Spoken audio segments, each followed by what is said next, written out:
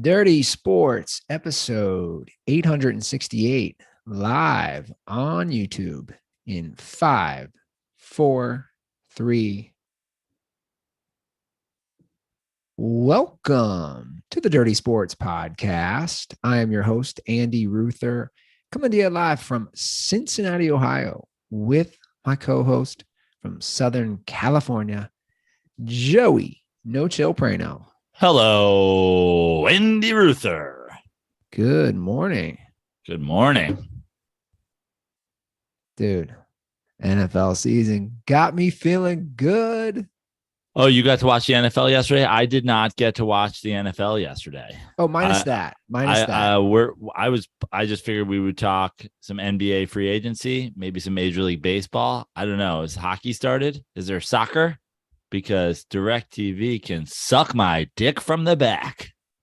I want their nose in my asshole sucking my dick from the back. I want them truffle pigging my back end here because what the fuck? How does that happen?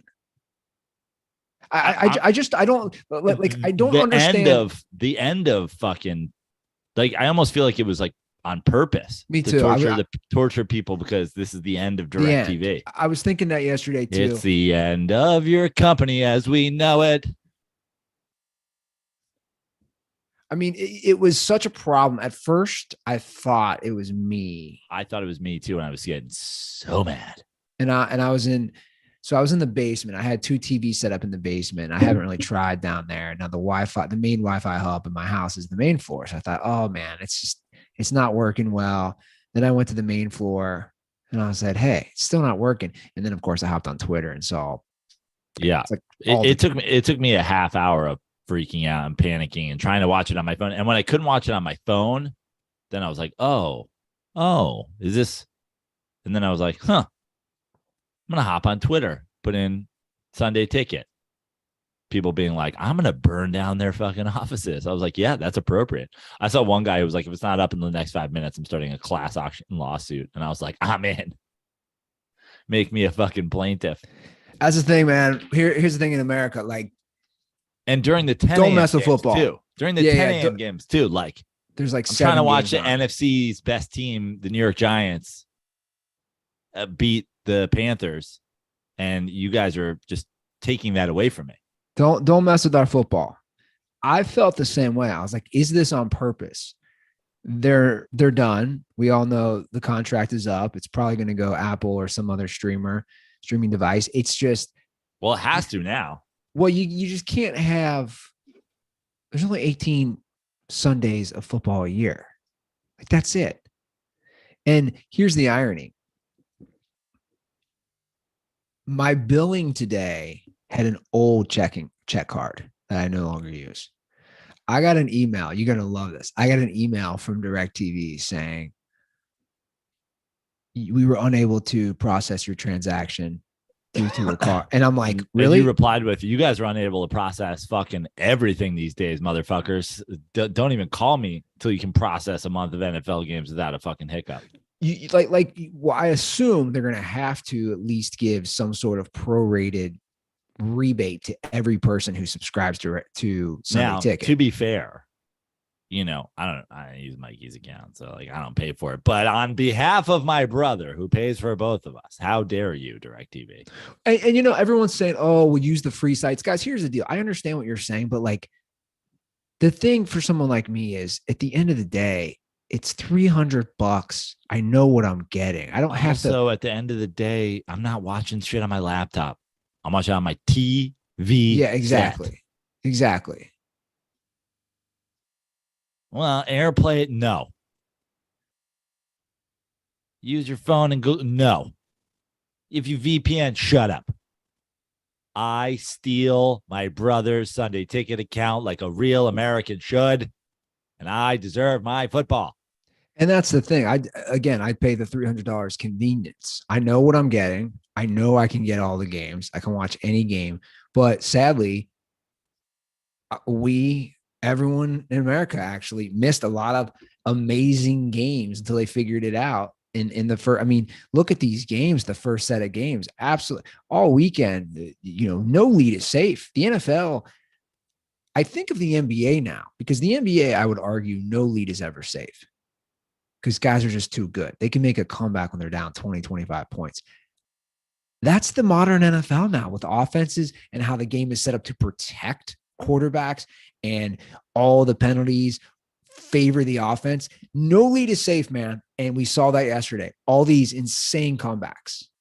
I have now, yesterday, after week one and seeing a little bit of this, I am now using this to my financial benefit.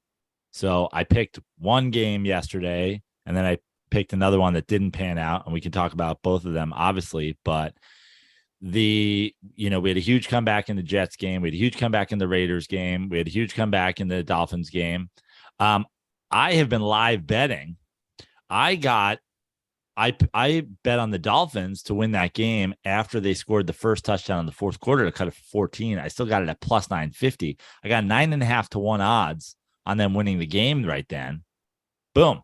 Huge. I also bet in the fourth quarter when they were down on the, now I'm calling them, and Justin Wood, aka Randy Ruther, is not here to scream otherwise, the frauds that are the Cincinnati Bengals. I bet on them to come back in that game because I was like, there's no way they're losing a Cooper Rush. I don't care.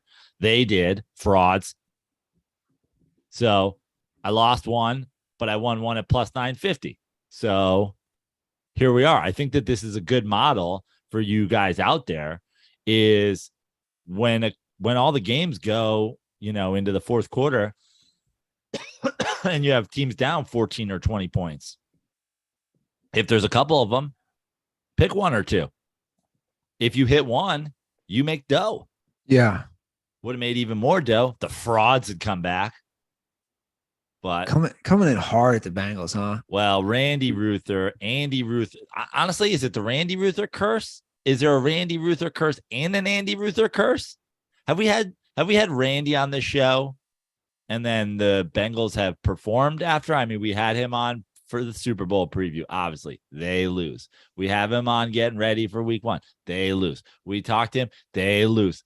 Randy Ruther curse greater than Andy Ruther curse?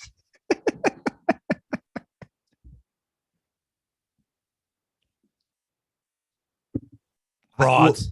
And guess what? I'm gonna come with a hot take too. Another hot take about the Bengals. And I know we're not supposed to talk about Russ. I saw that on the rundown. No, we can talk about Russ. I'm gonna play a call about Russ later. Okay. The Bengals offensive line is not good. Yeah.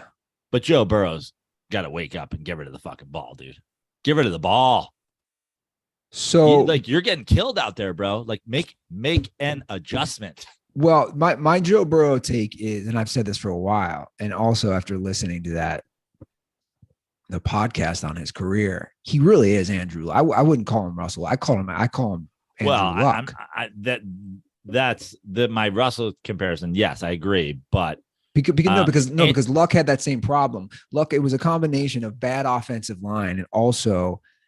You probably didn't hear it during the broadcast. They literally said that, and they said this is shades of Andrew Luck always wanting to extend plays. I never hear anything during the broadcast because DirecTV put it in my asshole yesterday. Oh yeah, that's right. So that was said. The same thing of, hey man, it's eerily similar. You have a bad O-line.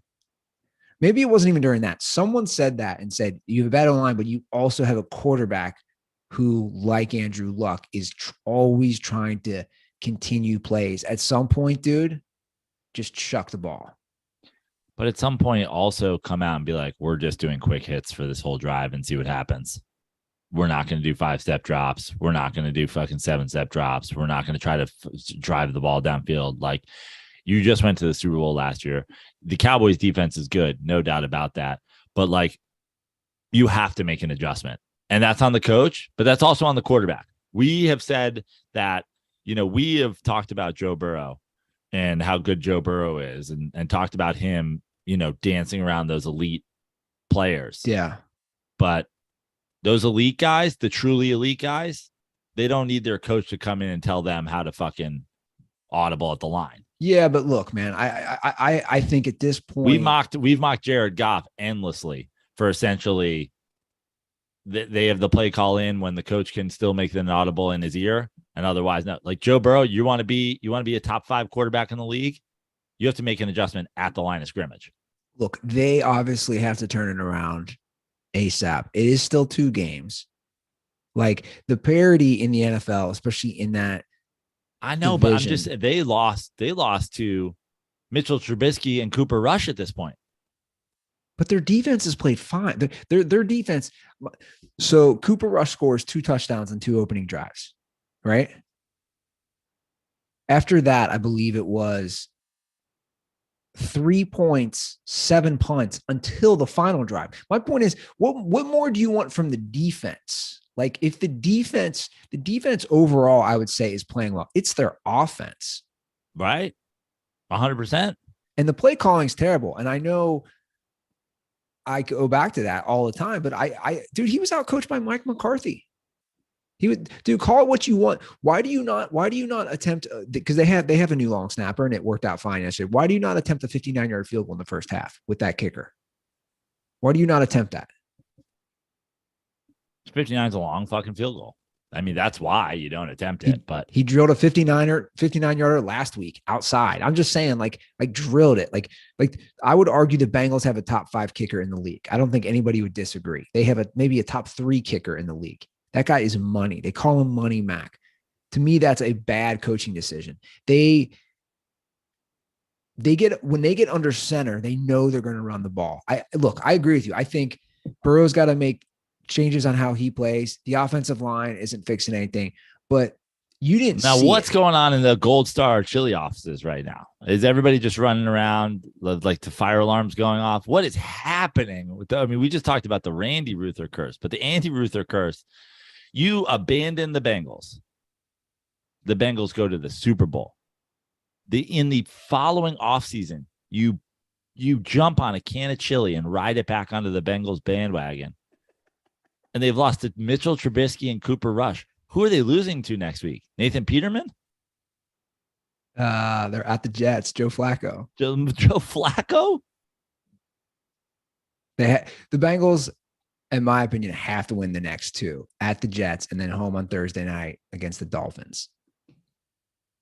John Kidna is somewhere like filling a fucking, mesh bag full of kickballs for his PE class, trying to figure out which team he's going to show up to and beat the Bengals.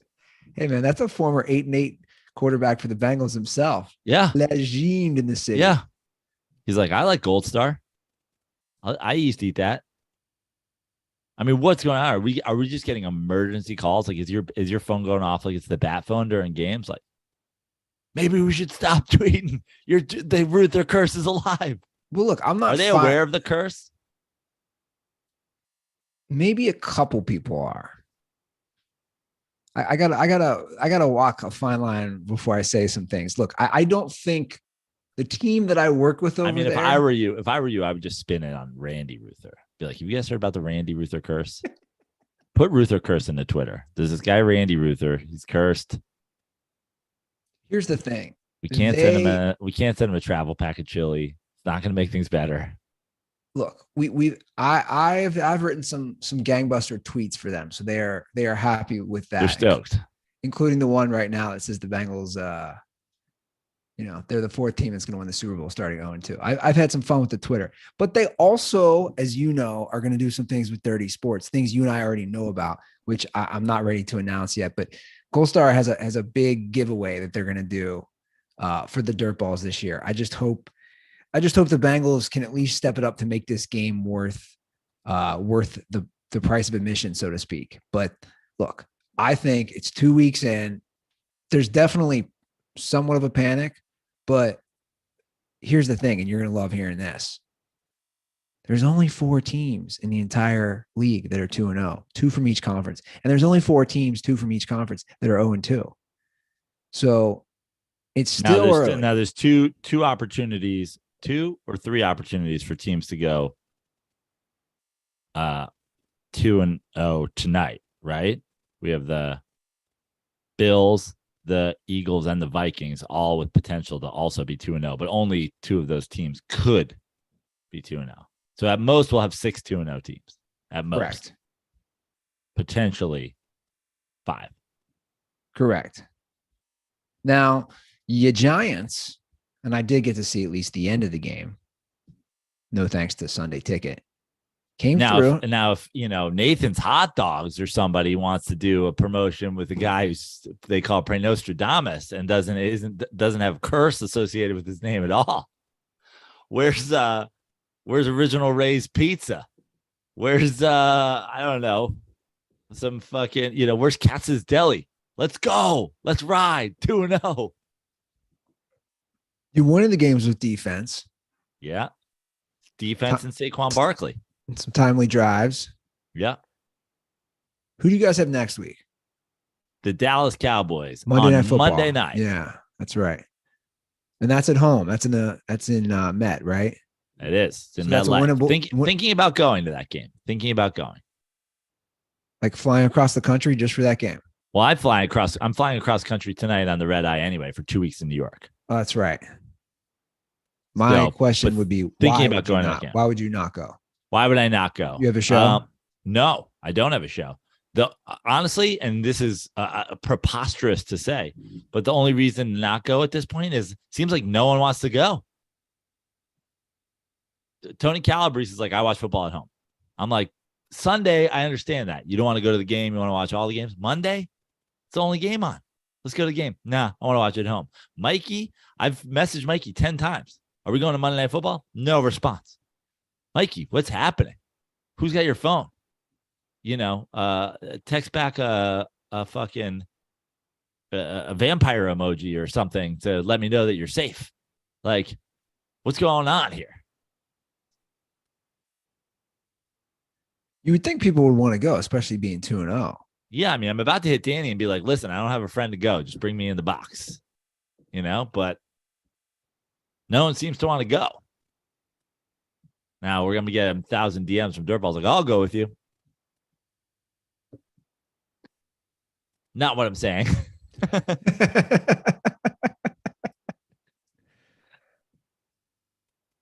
Well, it was a crazy day. I mean, I watched the end of that I watched both those games. That Browns Jets. I mean, you gotta. I mean, Nick Chubb's got to go down. He's got to go down. Why did the Jets even have run the game out? The fact that more teams don't do that, yeah, what are we doing here? But a 13-point lead under 2 minutes to go and you lose. I mean, how does your defense have a collapse like that? And then the Browns have a good defense. And then they're moving the ball at the end of the game. And then Bruscoli.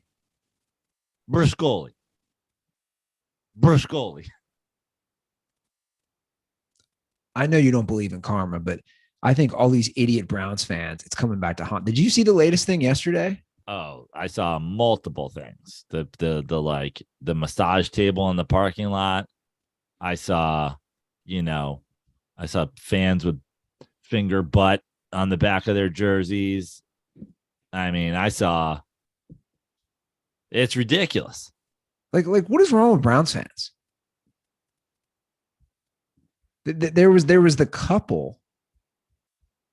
I'm going to pull this up. I saw it. There was the couple walking into the game. They have Deshaun Watson's number, and the guy's back of his jersey says rubbing, and the girl says tugging. Yeah. Like, what is wrong with you people? Yep. But did you see the thing from the parking lot? Yeah, I'm looking at it now. Happy endings are not illegal. And it's a guy laying on his back with a full erection covered up with a towel. Yeah. Not a good look, Ohio. You're not helping our cause, Ohio. Listen, I'm an outspoken we should carve out Ohio and throw it off the side of the flat earth.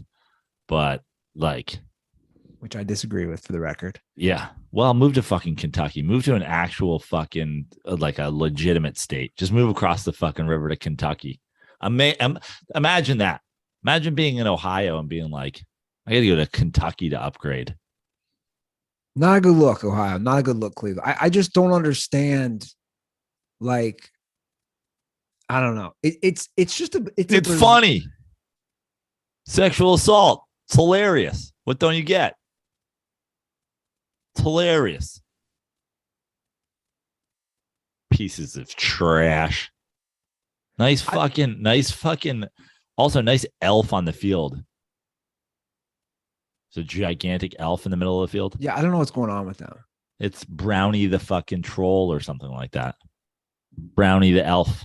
The thought of ordering a matching couples jersey, rubbing and tugging. Like, babe, we're going to get rubbing and tugging. Now, I hate immigrants.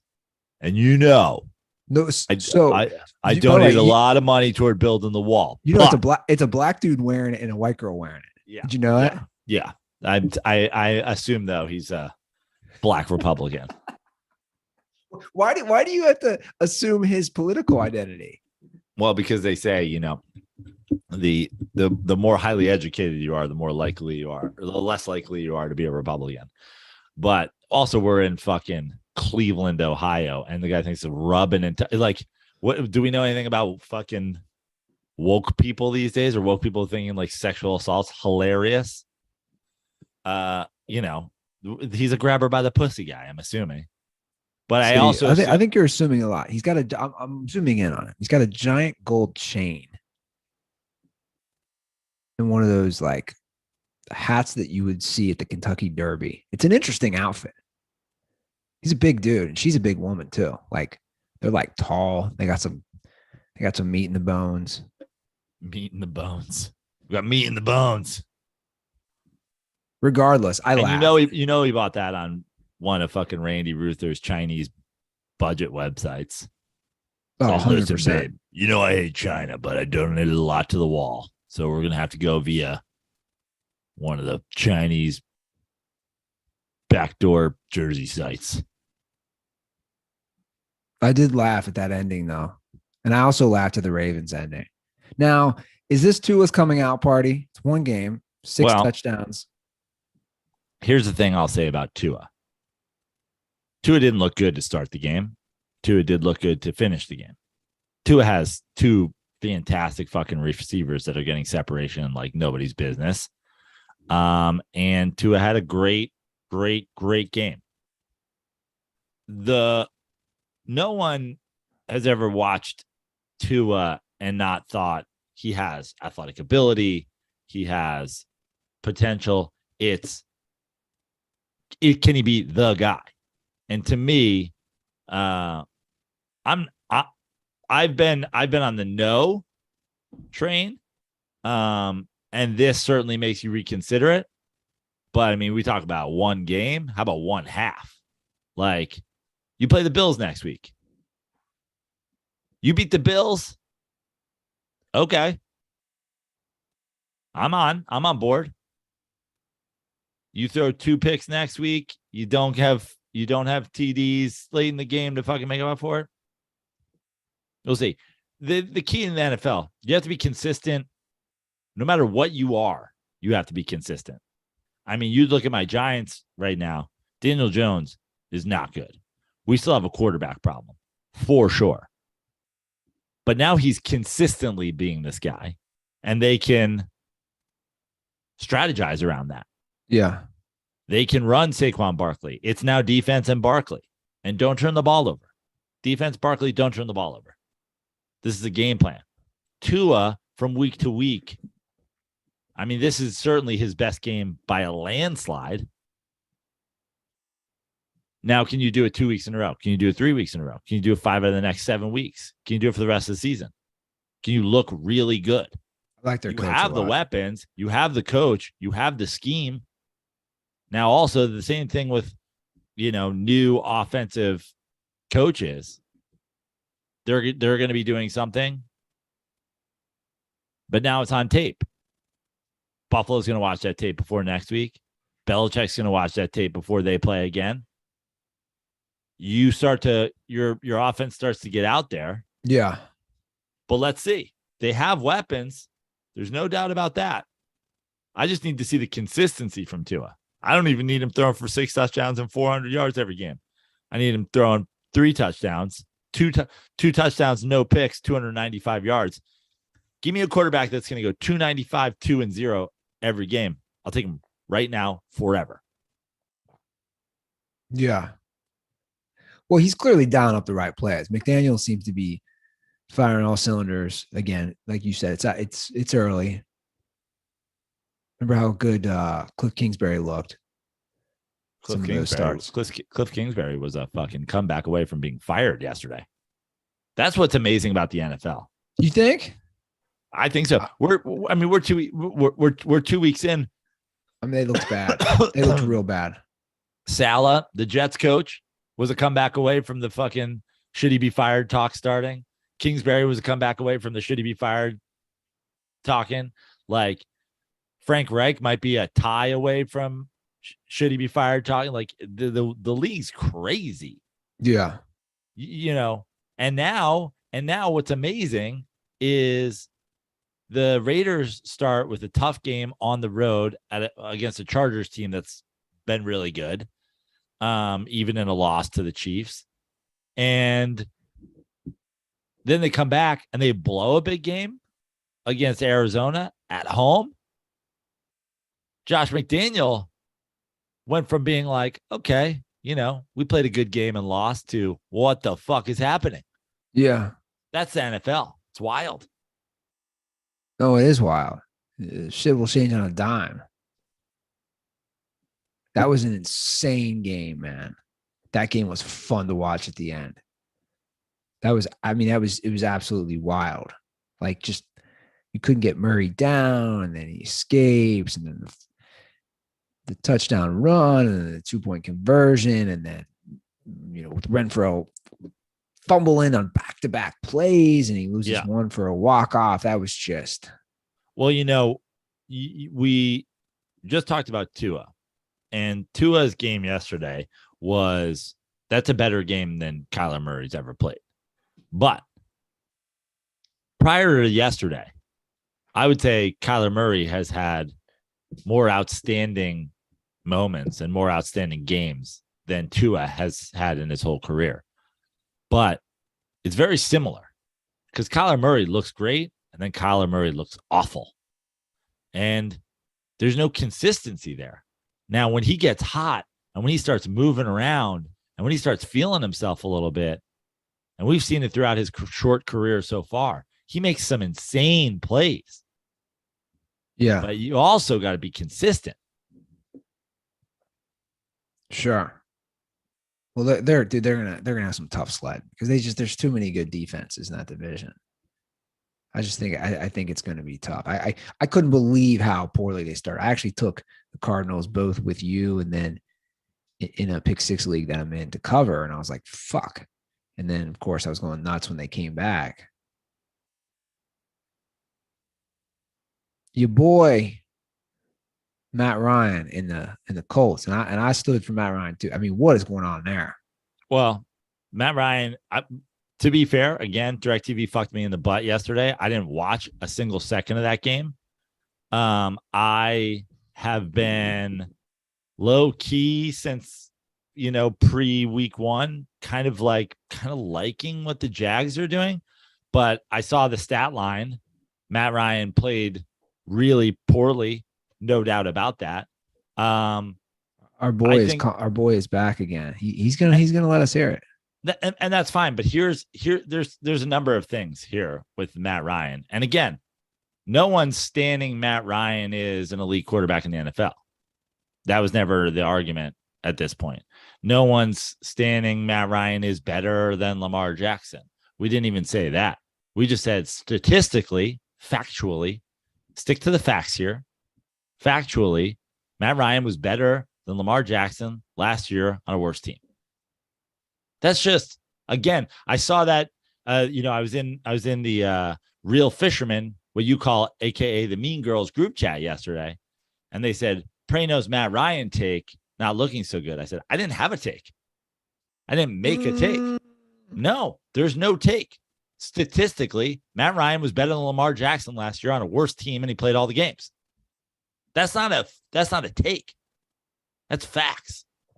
It's not. The speed limit on the speed limit on a freeway is 85. Isn't a take.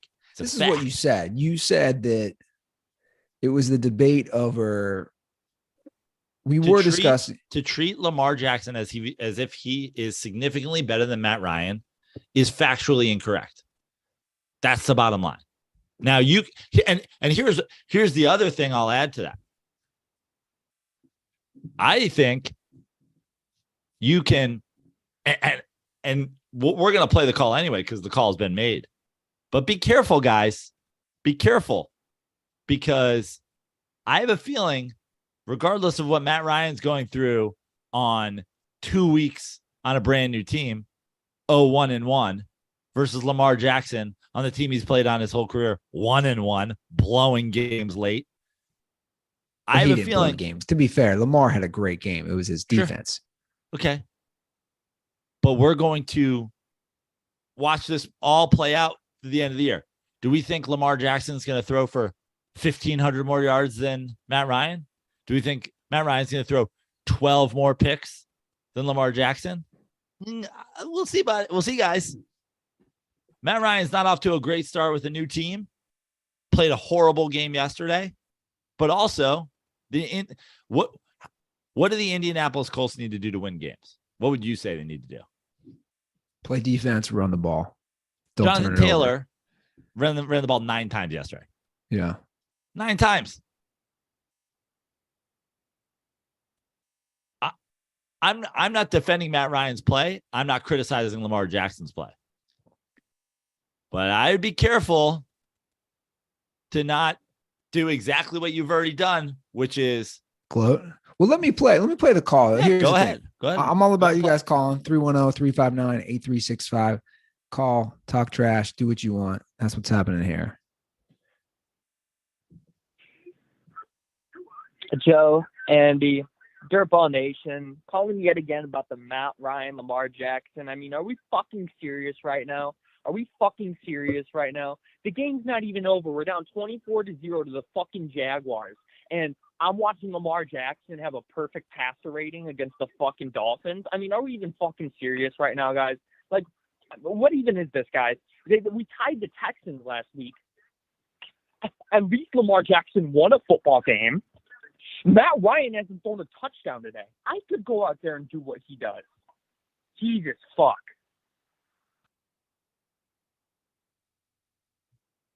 So it's a bit of frustration from a Colts fan. And also, I get you being frustrated as a Colts fan, but here's the thing.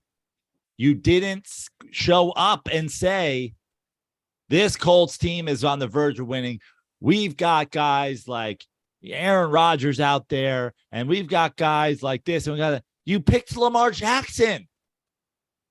Lamar Jackson hasn't won a fucking playoff game. He's won one playoff game in his fucking career. Matt Ryan's been to as many Super Bowls as Lamar Jackson's playoff games. It's not about how bad Matt Ryan is to this guy, to this caller. It's about you picking a shitty example of who you want instead. So Lamar had a great game yesterday.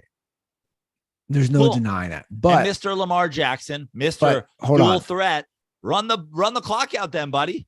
But I was going to say, and people were going to say, oh, you're trying to take something away. But it also proves the point that you and I both stick by as far as being a running quarterback. He still rushed for 119 yards, guys. Like, that's good stat-wise. That's good fantasy-wise. And obviously it helped the team. That would terrify me as a fan that he has to run the ball. That's not changing. Just like we said, Josh Allen should not have to run the ball for the Bills. That would terrify me as a Bills fan. It just doesn't work out. Look at Trey Lance. Trey Lance is already gone for the season. He's already gone because he had to run the ball. Done.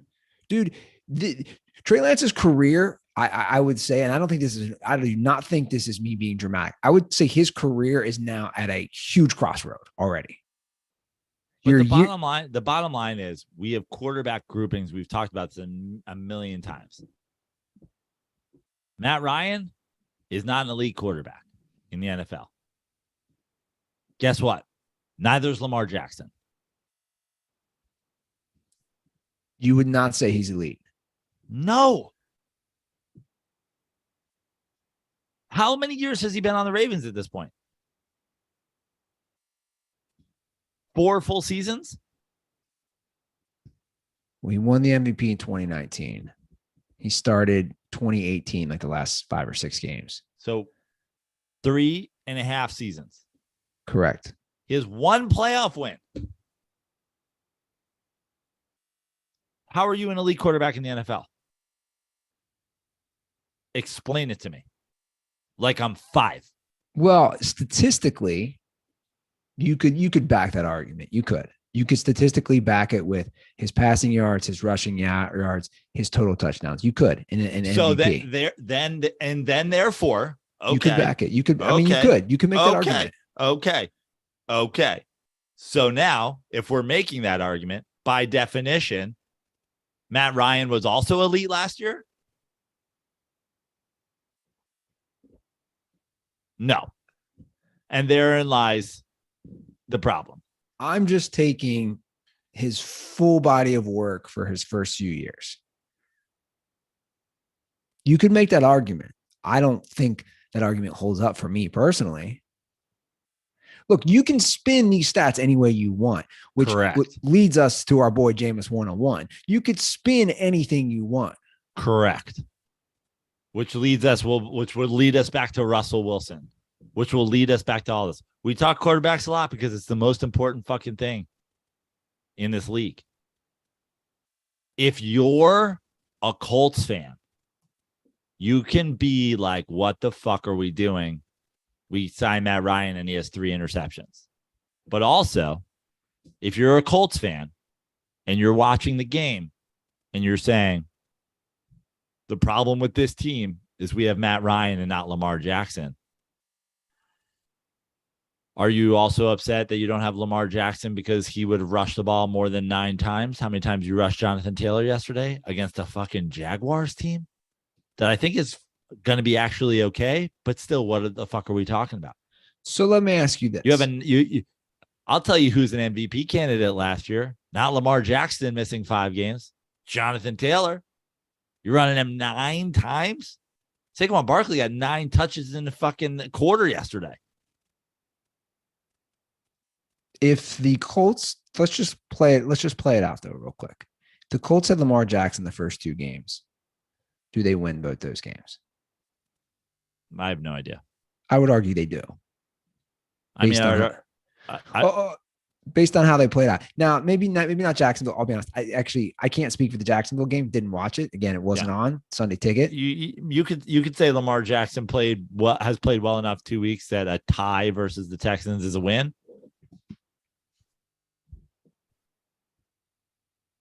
Can we talk about Jameis Winston? Can we move to that? Sure. I can't wait. Since DirecTV was screwing everyone's Sundays up with a Sunday Ticket, I had to watch the local game, which was on, which was a good one. It was a fun one to watch. It was the Saints Bucks. Hard fought defensive battle, lots of hits, just a fun football game, to be honest. There's so much bad blood between those teams. And after the Bucks took a lead 10-3, Jameis stunk up the joint, stunk up the whole Mercedes-Benz Superdome. He threw 3 straight series picks, 3 in a row, just not good throws, not just because he's a bad quarterback. Yeah. And the last one was a pick 6. He lost them the game personally. 100%. You could look at what Matt Ryan did in Indianapolis and say he threw 3 picks and we lost this game and it's on him. But you also lost the game 22-0 or 24-0 or whatever the hell it is. You put up absolutely no offensive fight whatsoever. The Bucks and the Saints are having a game until Jameis Winston's. For sure. So you couldn't resist. You just couldn't resist. And you win it.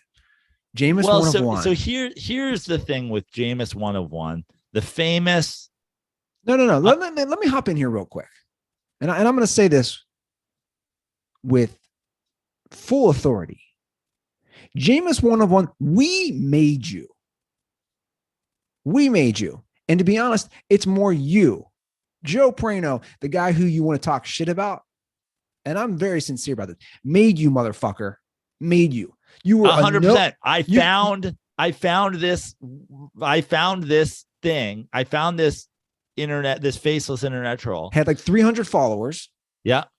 And then I was the one that was like, yo, does the world know that someone out there is dealing with such mental illness that they've written a book about Jameis Winston being a Hall of Famer? And then we promoted it for weeks and weeks and weeks prior to the Jason Light video. Weeks and weeks we were talking about this guy. Weeks we were talking about this. Because it was so nutty. It's pure insanity. That's all this is. And I don't say that lightly. Well, I mean, this is pure insanity. The thing is, it's not. There is mental illness there for sure. 100% mental illness. But there's also, and this is the bottom line, there's also somebody who is related in some way, maybe not physically related, but somebody who is related to Jameis Winston in his camp that is making a life out of promoting Jameis Winston because it benefits them. And I just want to take it one step farther as far as explaining the history, because this does go back to 3 years ago. I remember when this all started. I was actually in Las Vegas on a quick spur of the moment day trip with Tug. You were texting me. I actually remember where I was. I remember literally being in the Rio Hotel on the toilet when you were texting me. Yeah, the all suite Rio Hotel. And I was probably taking a dump, and you're like, look at this lunatic.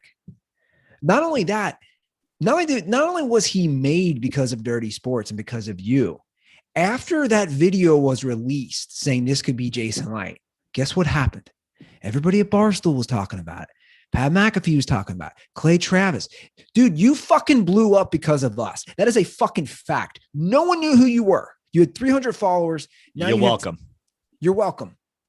You should actually be giving Joe Praino a gift. Send him a gift in the mail instead of not your horrific book. But here's the thing. I'm a pessimist in life. I don't believe in humanity. I really don't.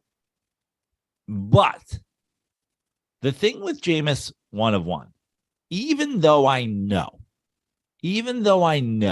there's something going on here, when Jameis has these games where he single-handedly loses football games, those are the times I check in, because I say, despite my lack of faith in humanity, there's just absolutely no way for anyone, Jameis's brother, Jameis's dad, Jameis himself, Jameis's high school offensive coordinator, Jason Light, Jameis's agent. There's no person alive who can watch what just happened and defend Jameis Winston.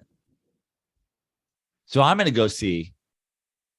I'm going to unblock Jameis 1 of 1 and see the guy finally eating crow, which I've waited years for. But he won't. Only to arrive. He won't. Only to arrive and find out Jameis Winston is the new Brett Favre. He's playing with a broken back, is what Jameis 1 of 1 called it.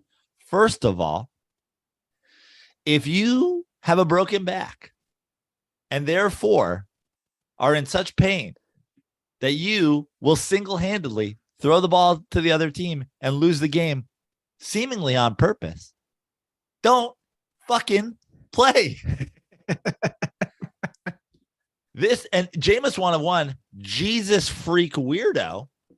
Yeah. Can I hop in here real quick? It's always Jameis and you're doing wrong and Jesus on your side, and brother and sister, all that. But here's the thing: the 7 deadly sins, all of this, Jameis. So so now you're selfish and you're greedy and you're gluttonous that you're so fucking hurt you can't perform but you refuse to sit down because it's your personal glory over the team. That's not very Jesus-like of you.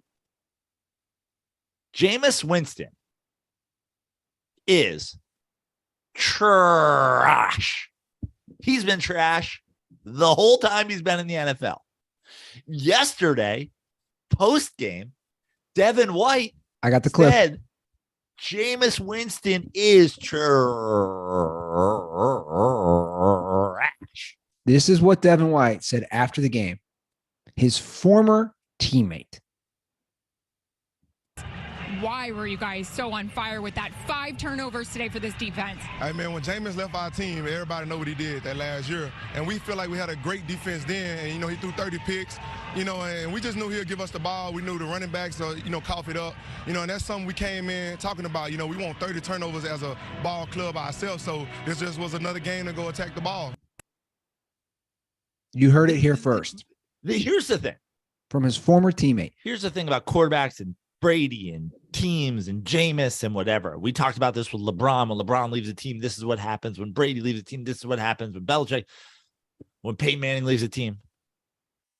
We can talk all about how if this guy was on this team and if this guy was on this team and if Jameis had an offensive line and if he had receivers who could get separation and we can always play the if. And if my aunt had a cock, she'd be my uncle, right?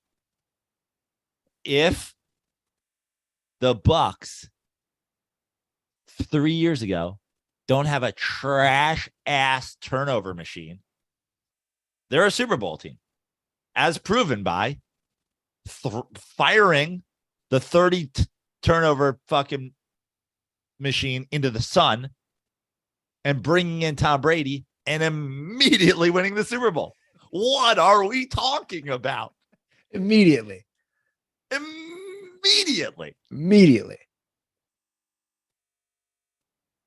So, and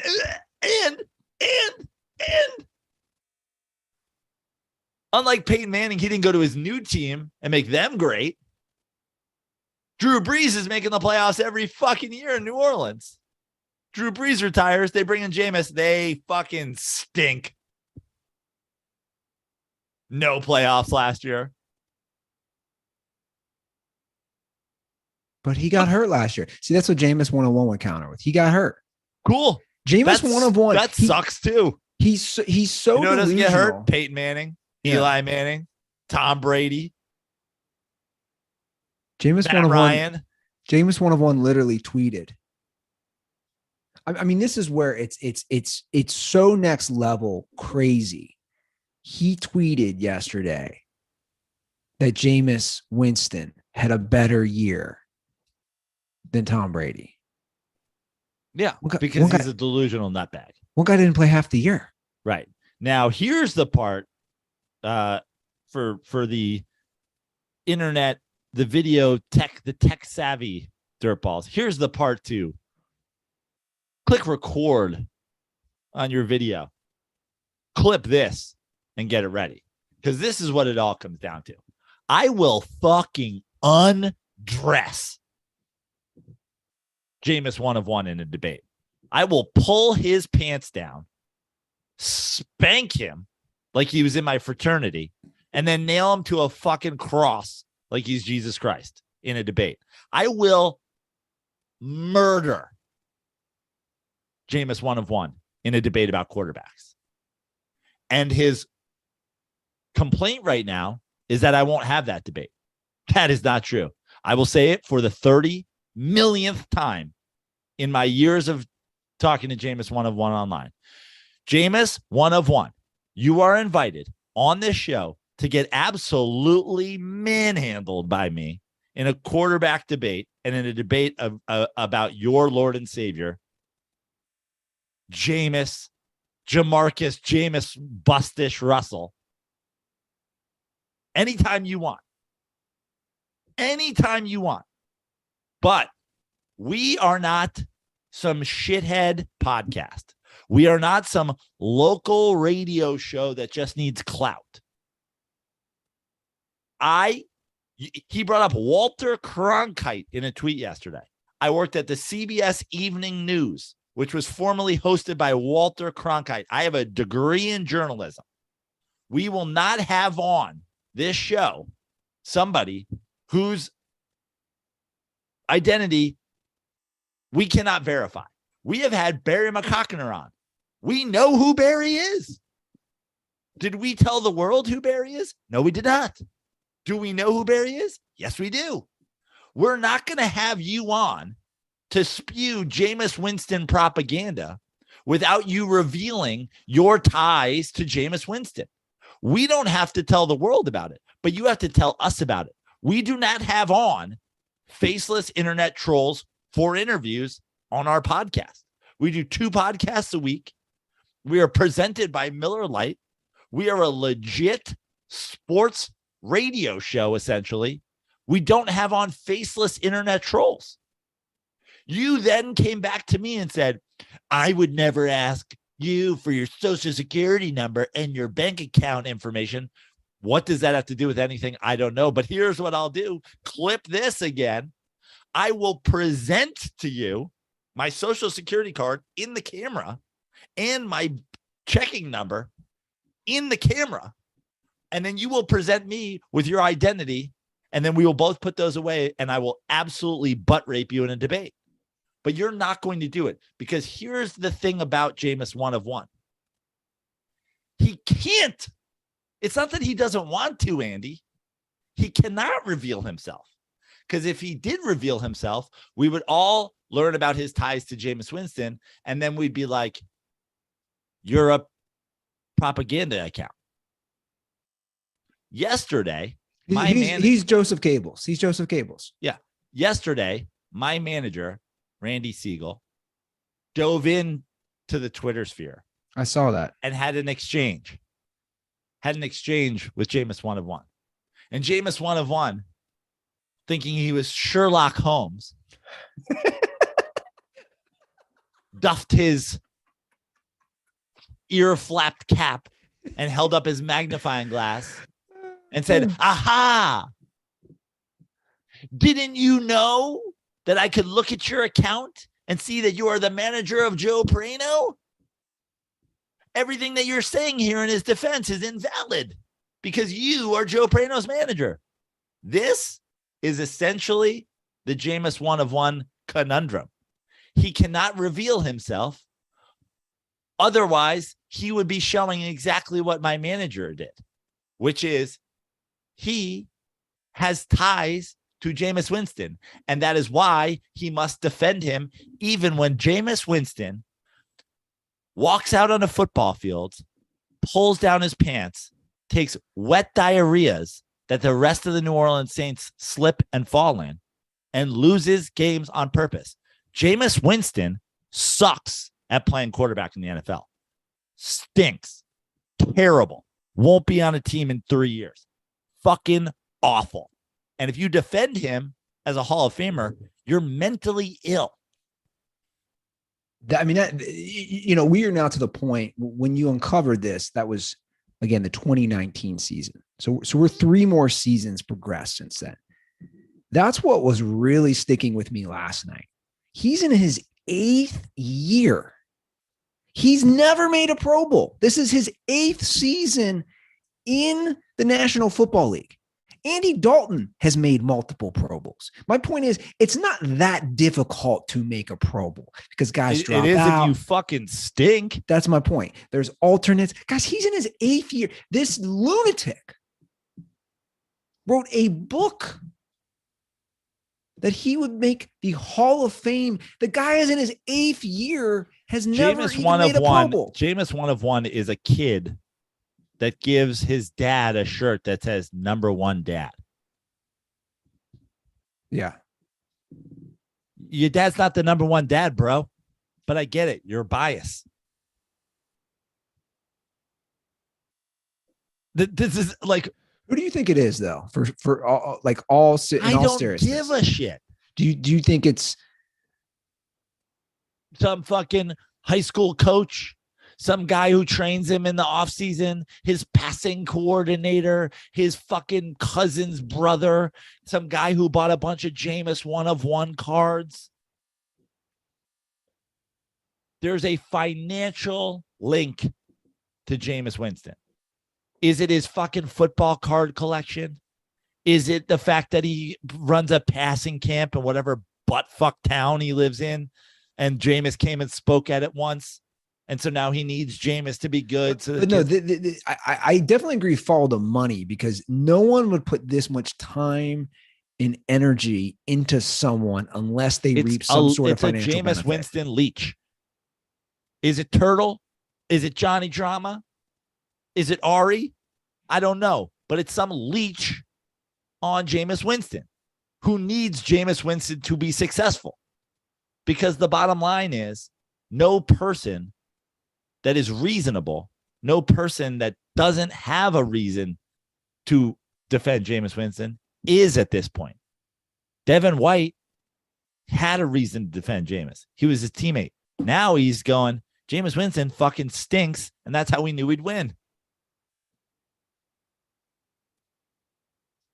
Yeah, their defense hasn't changed. You're a fucking Jesus freak leech. And to me, I hate that. I hate that cop out. I hate dude, we're going to have a debate. We're going to play this game. And that's such a lame bullshit cop out when you start bringing the religious Jesus bullshit into it. I've bitched about that before. You see it all the time with these athletes, like a Roethlisberger. They suddenly find Jesus after being charged with multiple sexual assaults. It's bullshit. It's all bullshit. Ray Lewis, big old Jesus freak now. Imagine being a Jameis Winston stan and Jesus freak.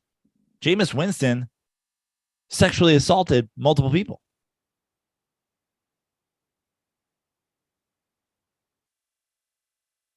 What the fuck are we talking about? Yeah, exactly.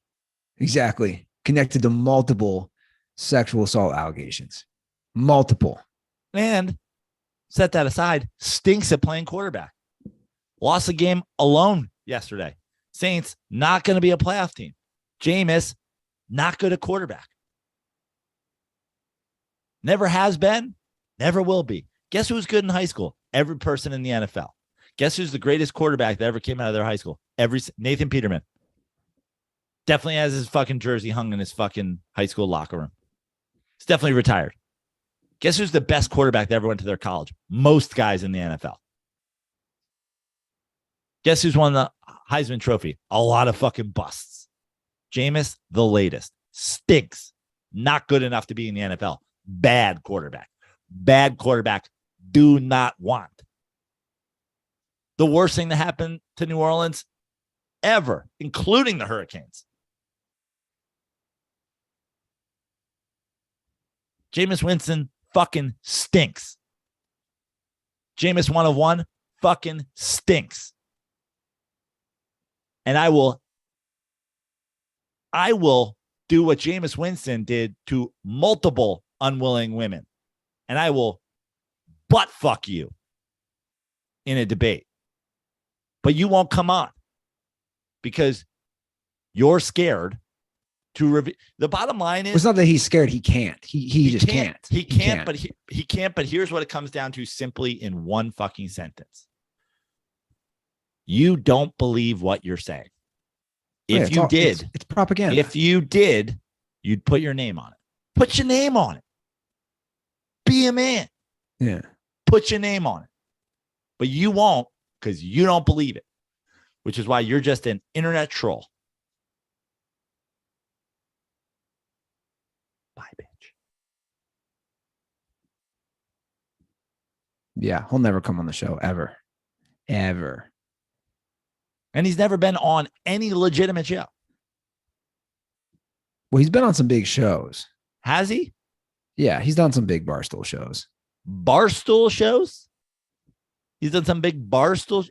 But those are mainstream shows, is what I'm saying. But we're not first of all, when he did PTF or PMT or whatever the fuck their show is, they mocked him endlessly. True. Second of all, their big reveal was, we know he's not Jason Light because Jason Light is also not on our show. Like, I know that there's a lot of Barstool stands out there, but Barstool doing some knockoff of our own fucking story. if they're legitimate, what are we? No, clearly, for sure. Clearly more legitimate if you're stealing our content. You don't steal from people below you.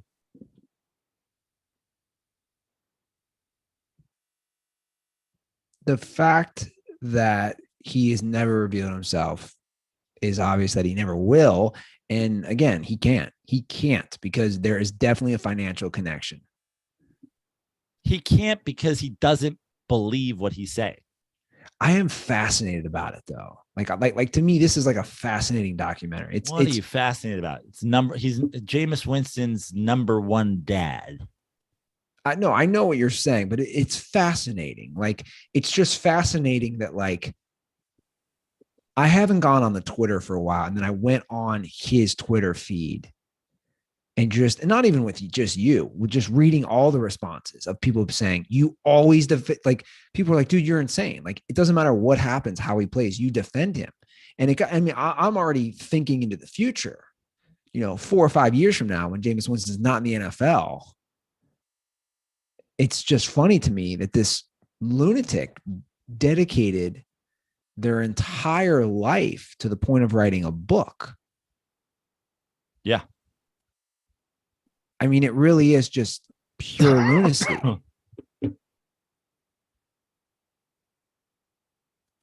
And listen, I went on his yesterday just hilariously to be like, there's no way he can defend him.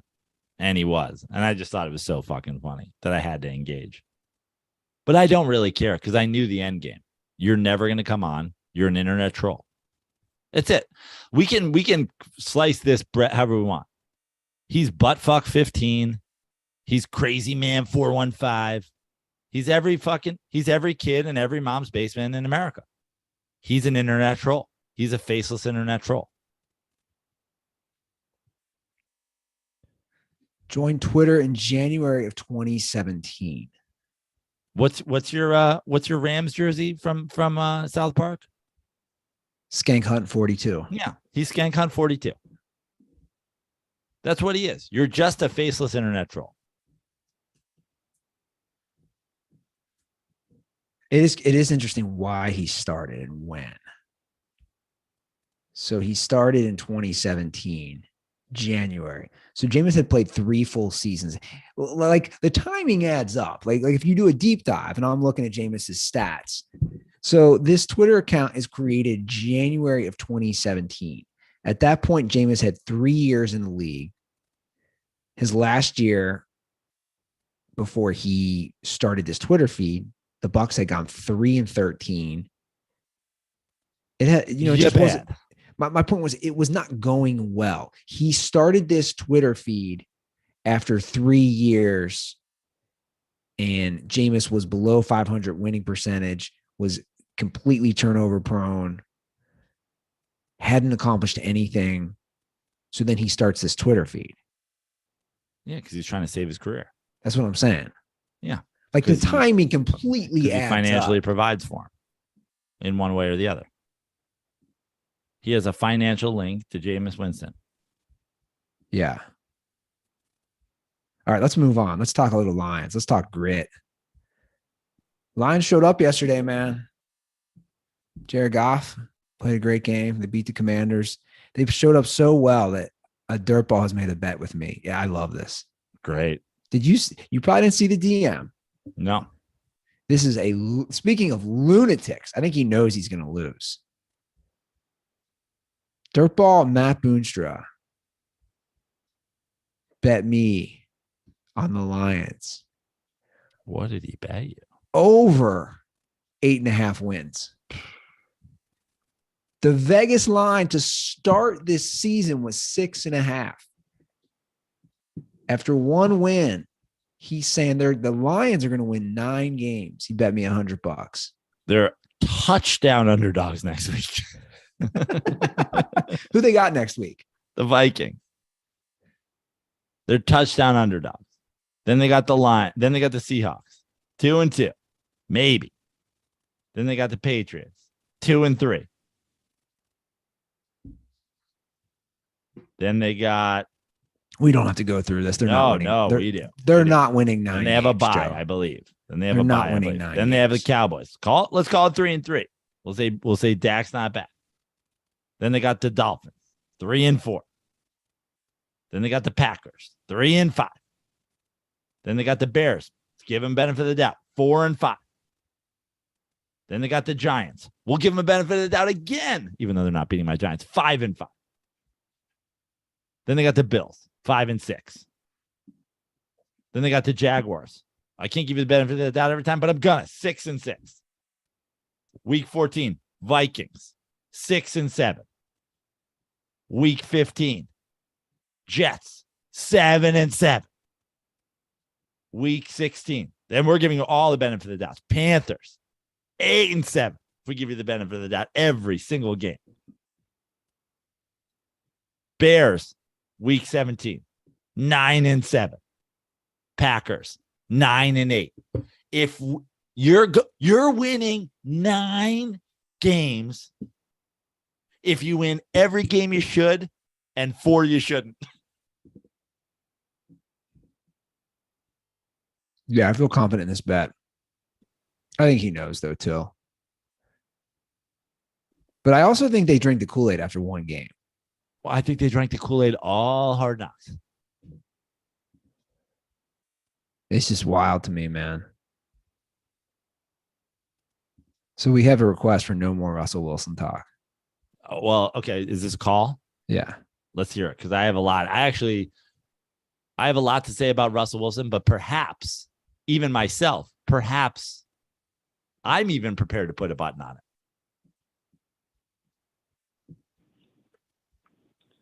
Guys, I think that it's time to let the Russell Wilson debate go. I think it's time that we finish with it on the show and give it to the rest of the sports world. This is coming from someone who was a Russell Wilson fan, a Seahawks fan, but in retrospect, you just can't help but wonder how many Super Bowls you could have won with Josh Allen or Patrick Mahomes if that trade went through. If they didn't try to put the spotlight on Russell Wilson for everything. Man. But I'll tell you what, it's going to be a hell of a 30 for 30 one day, though. That's probably going to be a really good one. But, yeah, it's just like that crazy ex-girlfriend, man. You just got to let her go. I think it's time that we're done with it on the show. All right, boys, be easy. Okay, hold on. That call didn't play out the way I thought it was going to play out. I thought it was going to be somebody who's done too much Russ content. Sounds like he's like, the debate's over, but he said you guys. Seem like when you break down what he's saying, you read between the lines. Kind of lumped us in together there, but I think what he's saying is, I was right and you were wrong. That's what he's saying in that call a little bit if you listen to it. But I want to let me address what I think is what I thought was going to be the call, which I have seen complaints in DMs and other such places that we've done a lot of Russell Wilson content, not just historically, but recently. So this is a 2-parter, Andy. 1,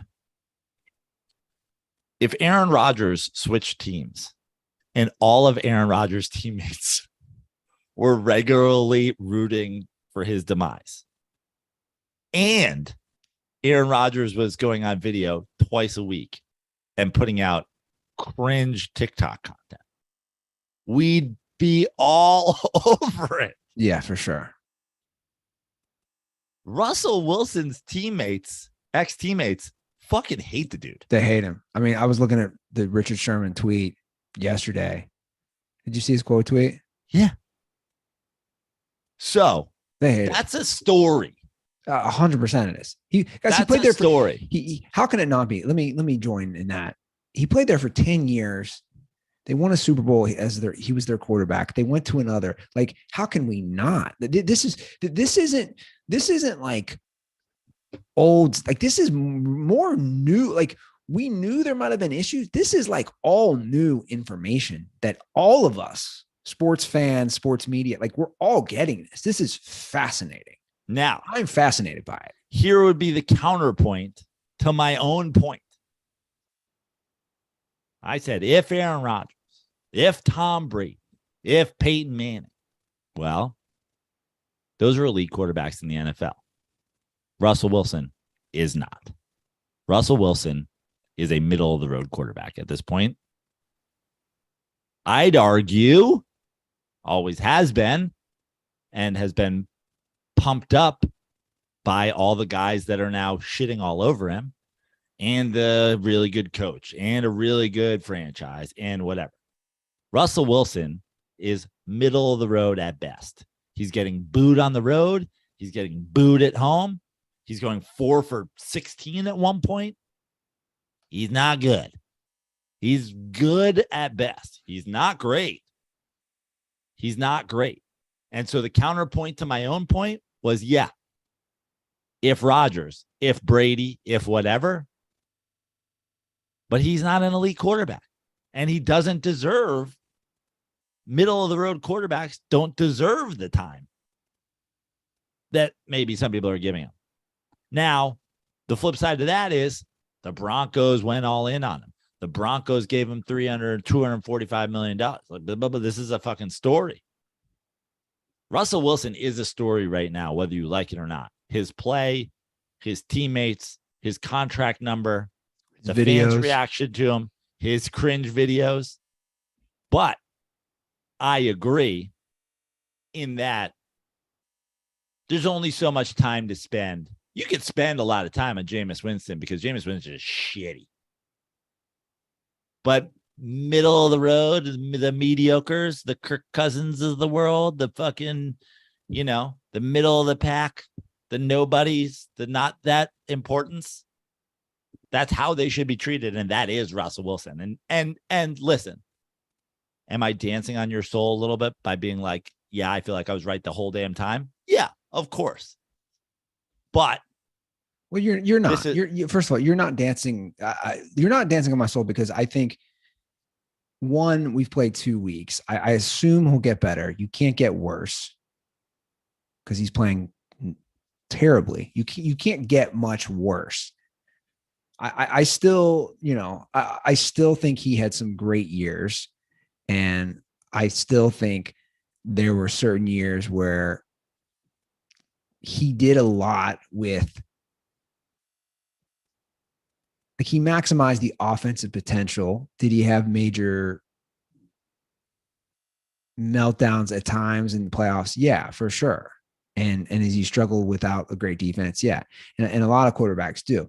What I find very, very interesting, and also very basically demeaning to his legacy as a fan, is that his teammates hate him. Like that, to me, that as a guy who's stood by Russell Wilson for 8 years, when I see every old teammate hate you, that's like a fact at this point, man. Like I always want to honestly argue, you know what I'm saying? Like, people I think what you just said before you said that, which was, I think he did a lot with a little. And I think that they're sick of hearing that. I think that those guys are sick of hearing that. And they're like, okay, well, now after the Legion of Boom left. Right. But I think all these guys, the receivers on the old team and the defense on the old team and the linebackers on the old team and whatever, all these guys dancing on his grave are doing so because they're sick of hearing that he elevated them somehow, that he did so much with so little. I think Pete Carroll's sick of hearing it. I think he is. I don't know if I think they're all sick of hearing it because I think that they don't believe it's true.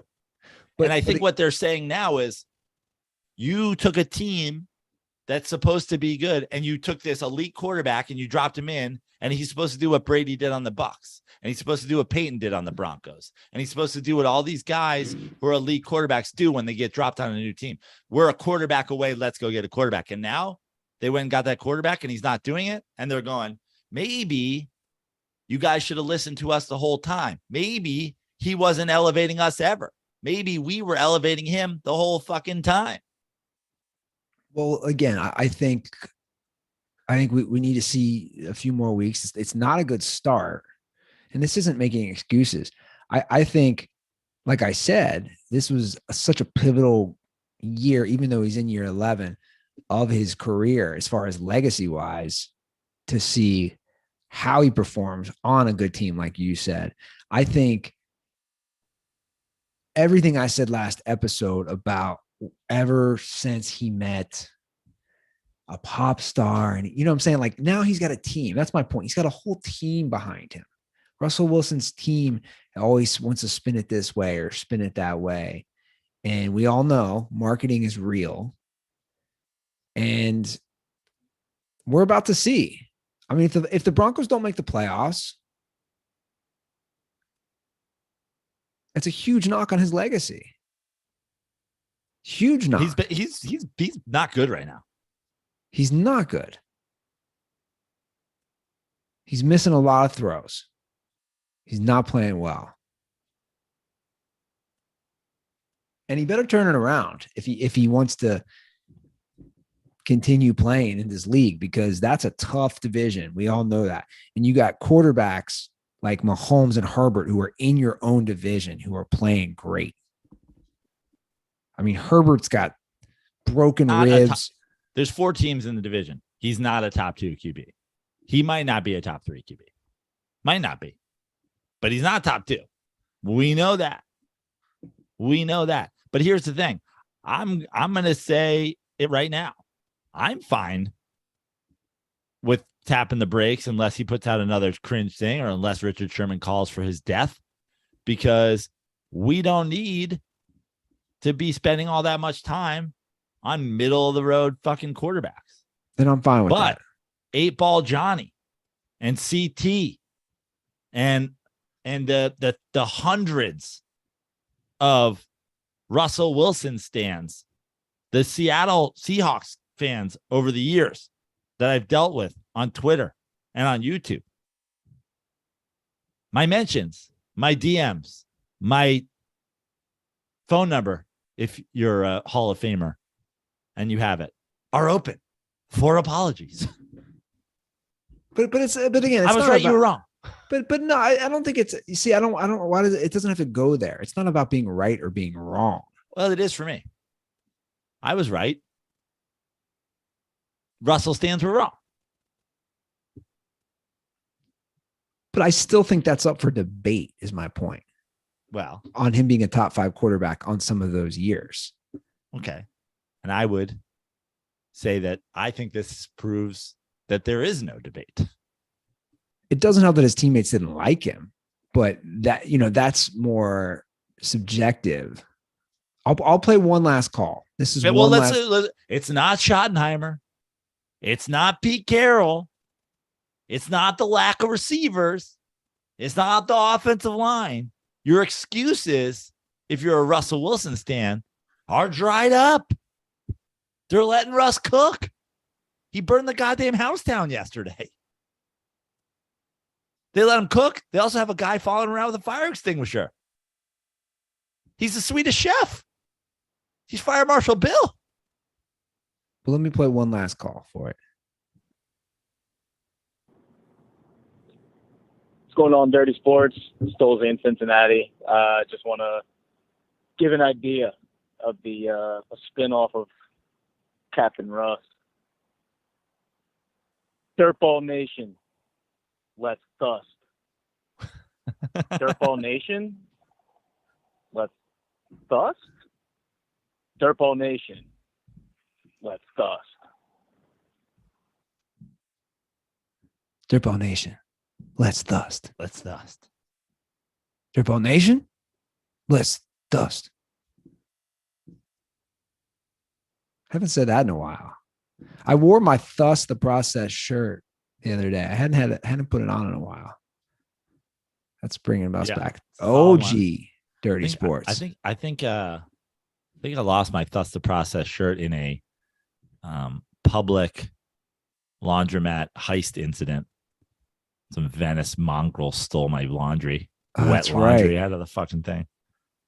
I forgot you lost your laundry from some. Well, I don't know what else we missed, but it's been a fun 2 weeks, and I'm excited.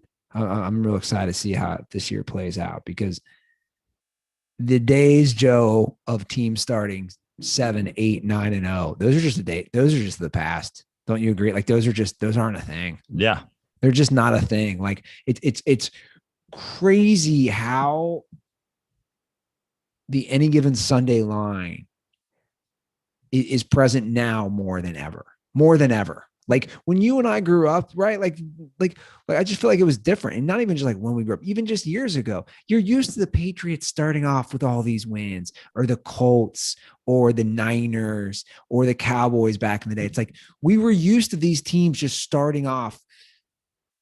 Hell, the Cincinnati Bengals under Andy Dalton started 8-0 just 5 or 6 years ago. My point is, like, I feel like those days are done.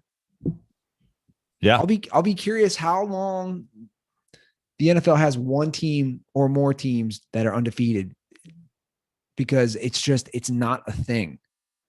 Like the Chiefs were already on the ropes. I was really rooting for the Chargers in that game.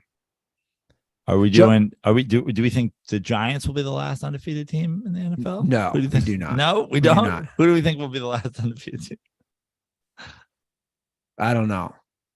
I mean, the Giants have Cowboys with Cooper Rush, and then the Bears before Packers in London. I'm hoping for a Giants 4 now. That's possible, and they could be. So that, the Chiefs have at Colts, at Bucks, their next 2, and the Bills after tonight. If the Bills win tonight, at Dolphins, at Ravens. Those are gonna be 2 tough games, though. I love it. Absolutely love it. How you doing on Prize Picks? How did it play out for you yesterday? Cooper Rush, man. Cooper Rush killed me. You got rushed. I got Cooper rushed. You got Cooper rushed. Yeah. But I loved my I think it went under Geno Smith under. I think it went under Cooper Rush. Cooper Rush went over or more than.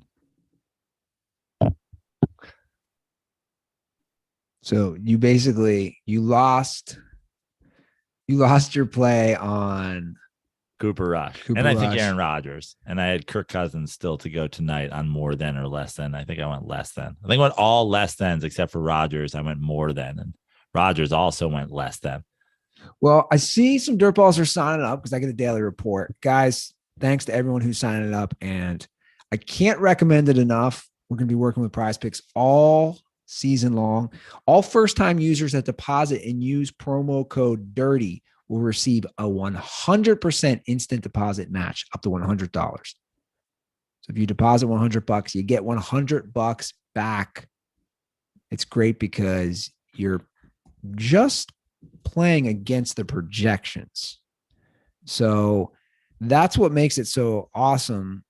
You're not competing against anybody else. And it's the best way to do it. And pull your Prize Pick app up. I got it. Like tonight. How many? I'm gonna make one right now. Okay. Let's do it together, Andy. Let's do it. Tonight's game. So we have pass yards, rush yards, receiving yards, pass and rush and receiving, fantasy score. What do we want to do here?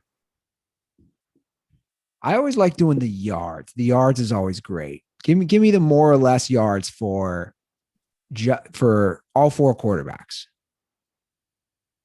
Ryan Tannehill, 213.5. I'm going to go more. Okay. Josh Allen, 262.5. I'm going to go more. Kirk Cousins, 275.5. Less. Jalen Hurts, 235.5. Less. Okay, so we're going more Tannehill, more Josh Allen, less Cousins, less Hurts. Correct.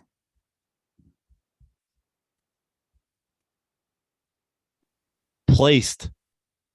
Awesome. It's the Andy Ruther Prize Pick of the Week.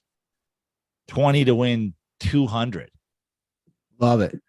So DirtBall's download Prize Picks today and play daily fantasy sports with us. Make sure you use promo code DIRTY when you sign up.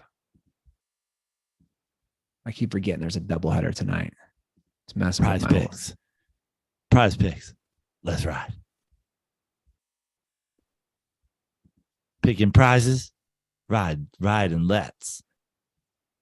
So one last NFL thing. We'll see how close you can get this, and then we'll move on to some baseball talk. So I have a list of the beer prices at every single stadium. I was shocked. The cheapest. It's a 3-way tie for the cheapest. Packers? Nope. Houston? Nope. They're close. The 3 cheapest at $5, and I don't know what this is. Chicago? No. It's Detroit. Okay. Atlanta. I knew Atlanta made a conscious effort when they built that new stadium, the owner, of like having relatively. Yeah. And the Jets, does that seem accurate? Are the Jets that bad in the city of New York? Like, obviously they play in New Jersey, but like in New York metropolitan, they're $5. I don't know how. Maybe there must be some sort of deal. Second cheapest is Bengals, $5.27. Third cheapest is Texans, $6. What are the Bengals doing? I got to break out a quarter and 2 pennies at this point. What like? Well, who knows? I'm just pulling this from somebody's tweet. 5.27. That is weird. Most expensive is Washington at $14. Washington Commanders.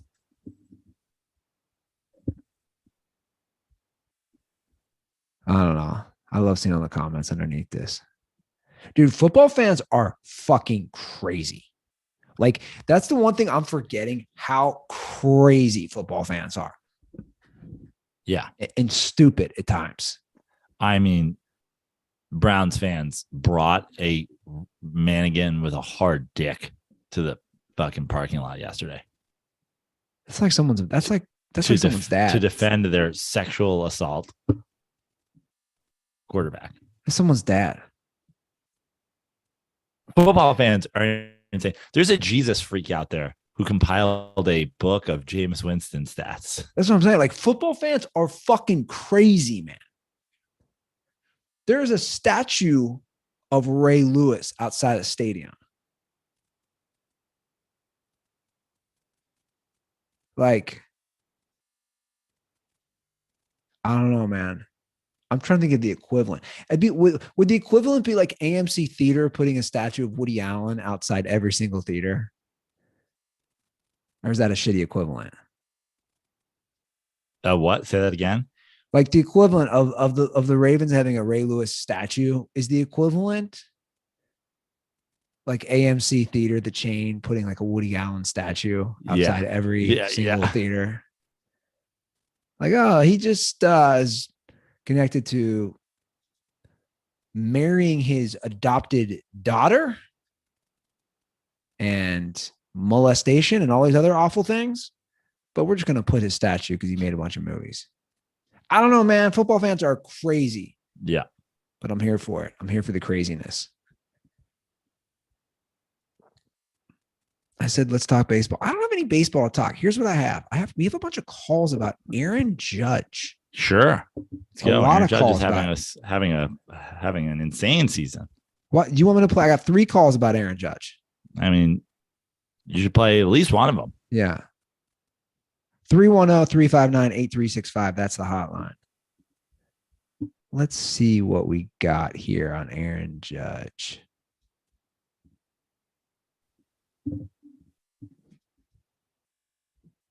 All right, let's play.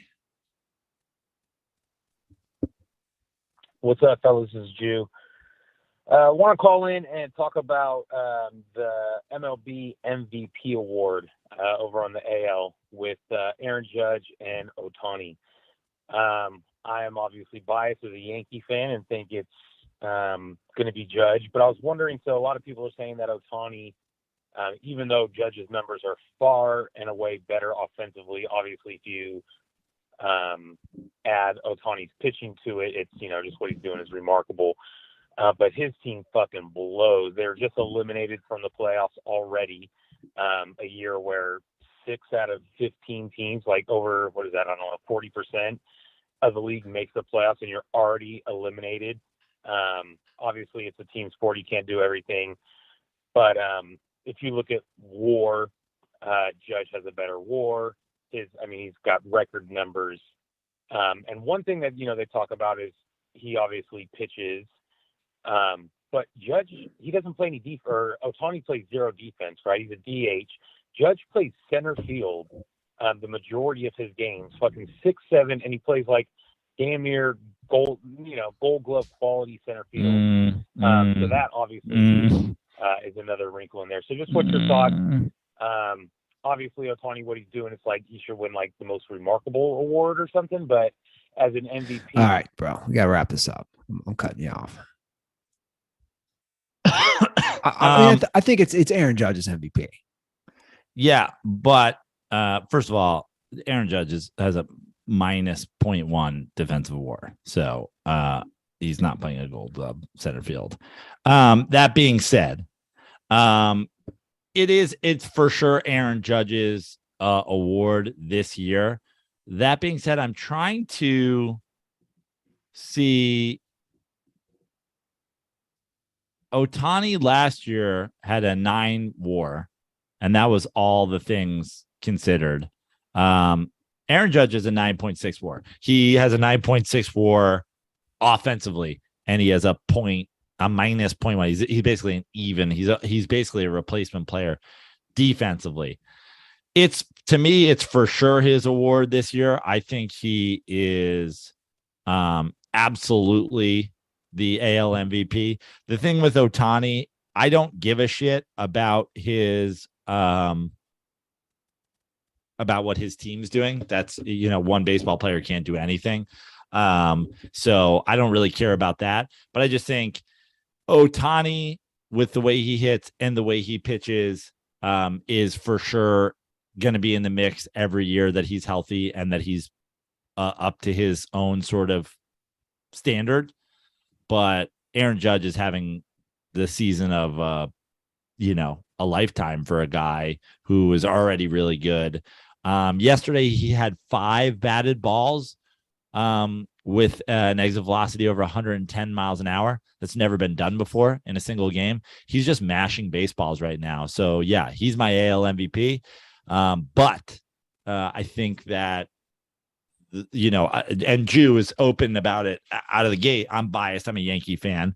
And we know that because Jew had a bet with me before the year started that the Yankees would go further than the Mets. I think he tried to call in and spin that a couple weeks ago after the slide. But I think it's closer than it should be because of how good Ohtani is. But to me, it's Aaron Judge's award. No doubt about it. What would you do? No way to call. I don't have to play it. For his contract, give him it. That's what I like. You're the Yankees. Like the debate is you're gonna be paying him all this money. Dude, you're the Yankees. Like, you have the money. Every Yankee fan has a Judge jersey. Every kid's a Judge fan. Yeah. Like, what the fuck are we talking about here? Yeah, give him the money. Honestly, don't pay him. We'll pay him. But what, like, why would, there's absolutely no reason not to pay him. Yeah. No, I agree. Honestly, you should have paid him before the season. Would have saved you a lot of money. Yeah. No, I agree.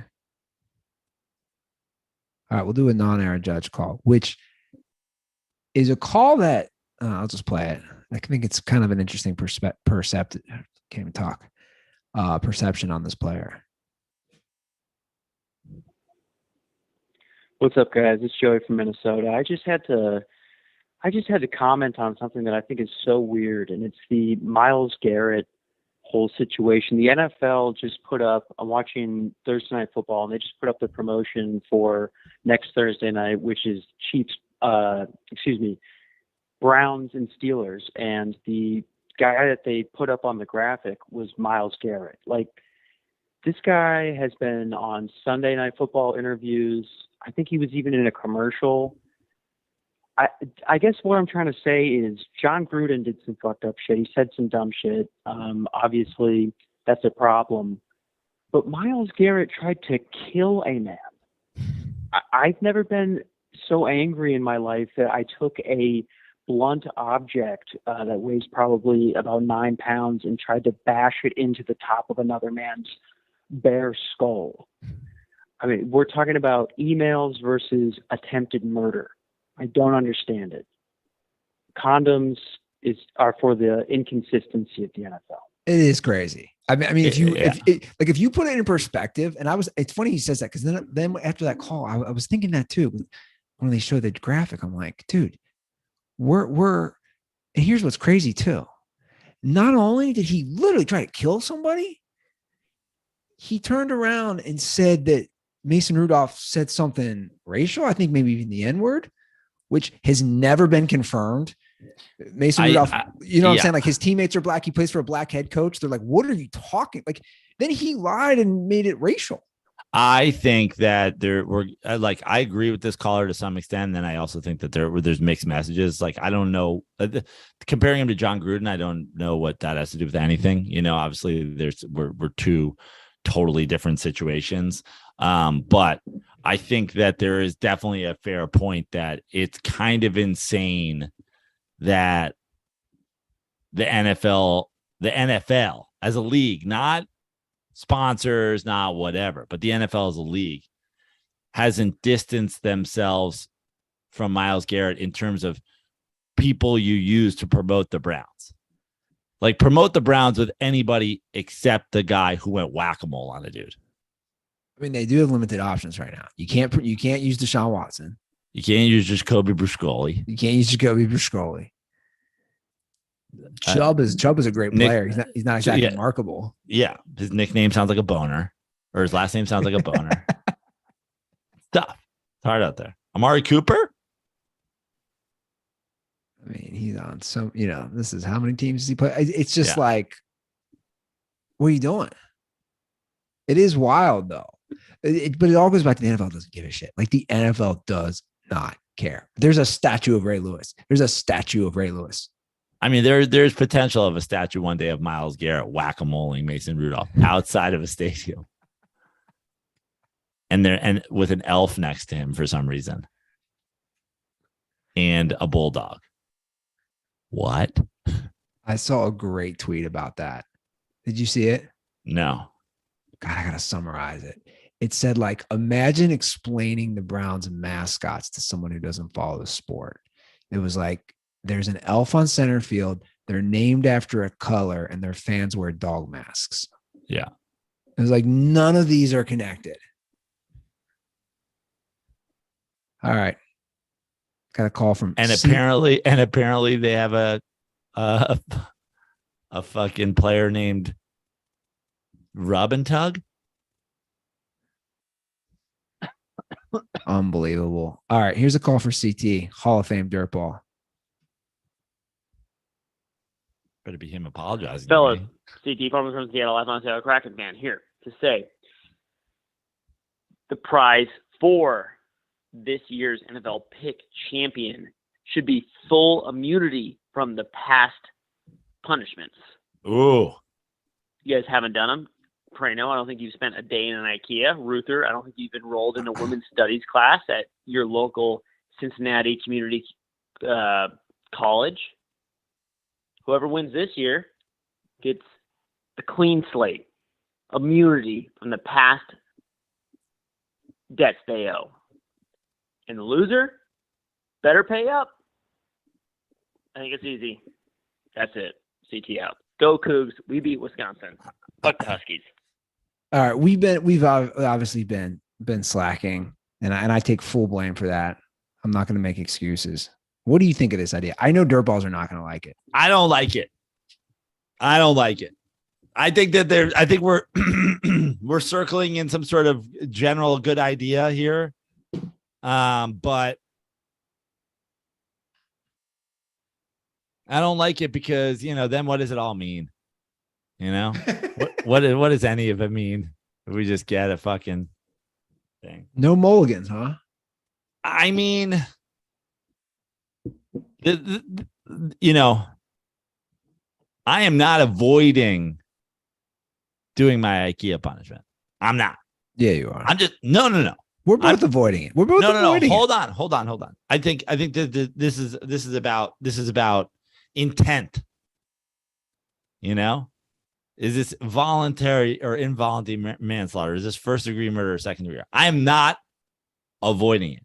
I've never once been like, today I could go to IKEA, but I'm not. The man is busy right now, but I'm also going to New York. Like, my mental breakdown was at a tri-state area IKEA. Is there an IKEA in White Plains? Am I banging this out in the next couple of weeks? I don't know. Maybe. But I think not doing it is not the right answer. Now,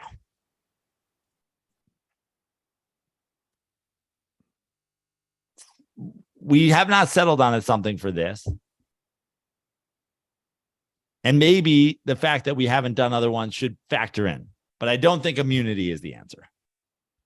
CT, we appreciate your call. Call back and apologize about Russell Wilson takes over the years, and we'll talk about some other ideas. Unbelievable. That's me personally. So I did think of you yesterday.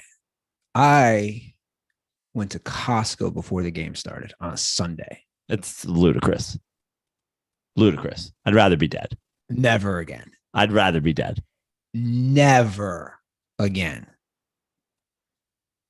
Costco on a Sunday morning. Noon. I'd rather be dead. I'm not exaggerating. It was a reckless decision.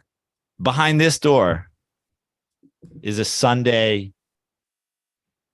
Costco at noon. And think about this. You can walk through that. Behind this door is a guy with a gun. I'd be like, I'm going door number 2. The Bengals didn't play till 4:25 Eastern time. So think about that. I'd argue the Bengals didn't play at all. True. So it's packed full of. You know what, though, Joe? I'm going to defend the Bengals here for a second. Oh, man. Here we go. No. But here's the thing. Do you remember the we were both wrong last year when they lost to the Jets. They made the Super Bowl. Do you remember the Superman? I think it was like Superman 3 where he like blinked and you could see like his undersole. Andy Ruther and Randy Ruther are blending into one character at this point. Yeah, but again, here's the thing. You should shave the rest of that beard and just go with and then paint that pencil thin mustache black so you can literally be the Randy Ruther avatar. It's 2 games, man.